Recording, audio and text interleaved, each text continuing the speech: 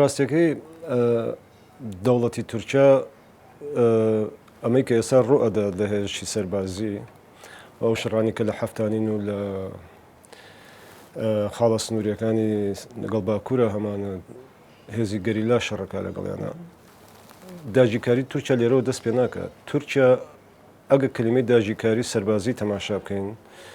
تورکیا نایەوێت باشوور وەکەوەی کە ئەمریکا عێراقی بە هێزێکی سەربازی داژی کرد بێت حاکمێکی عسکەری تیادا بنێ بەڕێوەرە، تورکیا نایە ئەو کار بکە. تورکیا پێشەوەی ئەم شەڕانە دروست بێ کوردستانی باشووری کوردستانی داژی کردووە.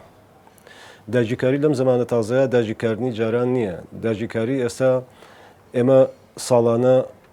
بە ملیاردها دۆلار من ئەگە ژمارەکەی بۆی بە هەڵە نێڵێم زیاد لە 10 میلیارد دۆلار ئێمە لەگەڵ دەوڵەتی تورکیا ساڵانە هەرێمی کوردستان علاقاتی تیجاری هەیە لەگەڵیان.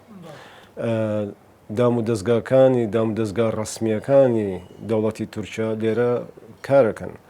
دام و دەستگا ئەمنیەکانی دەوڵەتی تورکیا لێرە کارەکەن. مستەشارە ئەمنیەکان و دەستگاکانی میتی تورکیا و دەستگا دەوڵەتیەکانی تورکیا لێرە وەکو مستەشارینی بازێک لە دام و دەستگاکانی هەرێمی کوردستان کارەکەن. هەرێمی کوردستان باشووری کوردستان لەلایەن تورکیاوە داژیکراوە. ئەمەی کە ئێستا ڕوئەدات ڕنگدانەوەی بەرخۆدانی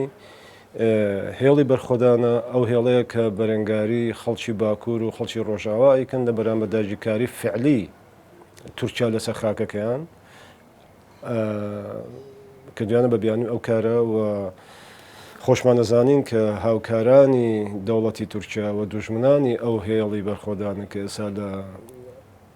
کوردستانە کارەکە کۆمەکیانەکەن بۆ ئەو کارە. خەتەری تورکیا بەنسبەت ئێمەوە بەنسبەت باشووری کوردستانەوە و بەنسبەت مەنتیقەکەەوە ئەو تا بە چاوی خۆمانی بینین. لەباری سەربازیەوە هێرشە کاتە سەرت بۆ ئەوەی کە لە ڕۆژاوای بینین لە هیچ عرف و عادەتێکی دنیا نییە و هیچ ینی ئەوەی کە یەکێ لە خەتەریەکانی ئەم مەسەلەی ئەوەیە کە جیهانیش هیچ شتێک دەرباری ئەم مەسەلەیە ناڵێت. هێزەکانی دنیاش نە ئەوروپا نە ئەمریکا نە هیچ شوێنێکی تر ڕێ بە تورکیا ناگرن و کارێکی جددی ناکەن لە بەرامبەر ئەوە کە ئەم کار نەکە. ڕۆژاوا داژیرەکات، شارەکانی داژیرەکات و ئەچێتە لیبیا بە هێزی سەربازی ئەنێرێت و دێرە لە باشوورا خەریکی ئەم کارانەیە ئەیکات. ینی تورکیا هێزێکی داژیرکەرە لە ئاستی مەنتیقەیە و بیریشمان نەچێت تورکیا تەنها بە هێزێکی فاشیستی داژیکاری بەرامبەر بە کورد ناناسرێتەوە. تورکیا هێزێکی ئیخوانیە، هێزێکە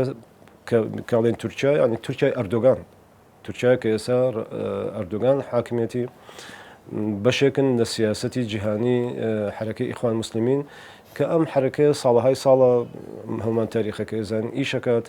و ڕێگا خۆشەکەن بۆی کە بتوان ئەم فکرە لە دژانە بڵاوکەنەوەنەوە بتوانن لە ڕێگەی ئەو ئایدۆلۆژیای ئیخوانی ئیسلامیش بگەن بە شوێنەکانی تر بێژگەلەوەی کە بەحسی اقتصادیەکەشی تایە و ینی بەنسبەت ئێمەوە تورکیا تەنها لەباری عسکەریەوە تەماشا ناکەین ئەبێت لەباری ئایدۆلۆژیەکەشەوە ببینین و لەباری ئەو هەژمونە فکرەوە ببینین کە ئێوە بەسەر ناوچەکە جێبەجێ بکات. بەشێکی مەسەلەی میساقی میلی هەگەڕانەوەی عوسمانیزمە، ینی ئەوەی دەوڵەتی عوسمانی قەدیم بگەڕێنێتەوە و ئەو فکری ئیسلامی و ئیمپراتۆریەتی ئیسلامی کە کاتی خۆی هەیان بوو دیارەکە بۆی جێبەجێ نابێ بە تەکید بۆی جێبەجێ نابێ. بەڵام ینی بەبەستمەوەیە ئێمە ئەردۆگان تەنها وەکو هێزێکی اقتصادی عسکەری تەماشا نەکەین، هێزێکی ئایدۆلۆژی ئیسلامی سرفە کە ڕاستیەکەی ئەم هێزە ئایدۆلۆژیە فکرەی کە لە پشتی ئەردۆگانەوەی کارە عسکەری و اقتصادەکانی شێبابڕ. خەڵکی باکووری ئێمە و خەڵکی ڕۆژاوای ئێمە جوابی خۆیان پێداوەتەوە و سیاسەتی خۆیان ئاشکرایە و خۆیان ڕێخستەوە و هێزەکانی پاراستنی خۆیان ئامادە کردووە لە شەڕان لەگەڵێ و خەڵکی وڵاتی ئێمەش ئەوە بە ئاشکرا ئەبین و بە جوانی ئەبینن چ مقاومەتێکی شۆڕەژێرانە و نەبەردانە ئەکەم بەرامبەری و بەڕێی منەوە تاکە جوابە. بەنسبەت باشوورەوە ڕاستیەکەی ئەمە یەکێکە لە کێشە گەورەکانی ئێمە. خەڵکی باشوور بەرامبەر بە داژیکاری تورکیا کە ئێستا ئەوێ بیکە لە حەفتانین و لە مەنتیقەکانی ئەو دەوروبەرەوە زۆر بێخەمە، زۆر بێخەمە. بێخەمیەکەی سەبەبەکانی دیارە ڕۆشنن. بەشێکی ئەوەیە کە میدیای کوردی، میدیای دەسەڵاتی کوردی، میدیاکانی حتا ئەوانی کە بەناوی میدیای سەربەخۆ ئیشەکەن حقیقەتەکان وەکو خۆی باز ناکەن، خۆڵەکەنە چاوی خەڵکەوە. قەزەیەک هەیە کە ئێمە لێرە وڵاتێکمان هەیە پێوترێ باشووری کوردستان ئەم وڵاتە ئێستا لەلایەن دەوڵەتی تورکیا و هێرشەکرێتە سەری ئەوێ داژیەکی کات یەک دانە کەس لە خەڵکی باشوور یەک دانە هێز لە خەڵکی باشوور هیچ ڕۆشنبیرێک هیچ کەسێک بێجگە لە مەجموعەیە هەڵوێستی شەرمنانە کە ئەژیرە بەرامبەری ئامادە نییە بە فعلی کارێکی جدی بەرامبەر بە مەسلەیە بکات لەوە بڕێ من خەڵکی کوردستان پێویستی بە تێگەیشتنە لەوەی کە دەسەڵاتێک کە لە باشووری کوردستانە هەیە لە خزمەتی ئەوانە پرۆژەی تەنها تورکیا نییە پرۆژەیەکی سربەخۆیە پرۆژەی هەرێمی کوردستان دەسەڵاتدارانی کوردستان پرۆژەیەکی سربەخۆن بەڵام لەبەر ئەوەی ئێمە لێرە دەوڵەتێکی خۆماڵی سەر بە خەڵکمان نییە دەسەڵاتی خەڵکی نییە هێزی نییە لەبەر ئەوەی کە